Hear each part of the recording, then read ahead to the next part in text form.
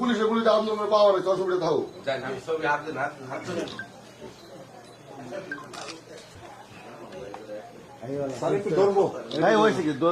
আমরা আপনার প্রশ্ন অনুযায়ী কথা বলতে চাই। বর্তমান অন্তর্বর্তীকালীন সরকার তার সমস্ত মেধা এবং তাদের ক্ষমতা দিয়ে লেভেল প্লেয়িং করার জন্য চেষ্টা করছেন।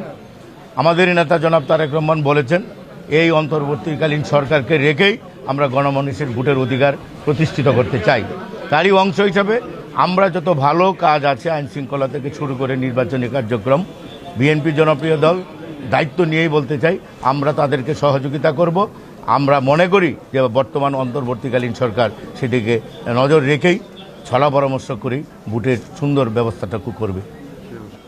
আমরা আগেও বলেছি বর্তমানে বিএনপি আমরা যারা করি স্বাধীনতার পক্ষে, মহান স্বাধীনতার ঘোষক শহীদ রাষ্ট্রপতি জিয়া রহমানের রাজনৈতিক আদর্শে রক্তে গড়া সংগঠন বিএনপি।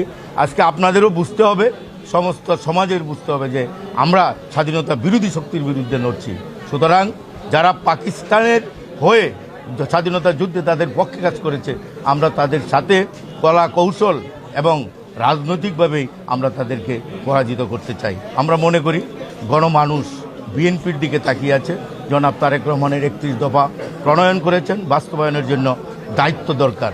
আমরা বলছি যদি রাষ্ট্র পরিচালনার দায়িত্ব জনাব তারেক রহমান এবং বিএনপিকে দেন, আমরা মনে করি আমাদেরকে যারা প্রতিনিধিত্ব করার জন্য স্ব এলাকায় দিয়েছে, আমাকে চায়ের থেকে নির্বাচন করার কথা বলেছে, সর্বকনিষ্ঠ বিভাগীয় শহর। এই ফ্যাসিস্ট হাসিনা এই দেশকে, এই ময়মনসিংহকে ধ্বংস করে দিয়েছে। আমরা মনে করি সর্বাগ্রে যে সমস্ত বিষয়গুলো আছে, আমরা শিক্ষা, স্বাস্থ্য, রাস্তাঘাট এবং যুব সমাজের কর্মসংস্থানের ব্যবস্থা আমরা দায়িত্ব পেলে অবশ্যই সেগুলোর দিকে নজর দিয়ে আমরা এটা করতে চেষ্টা করবো ইনশাআল্লাহ।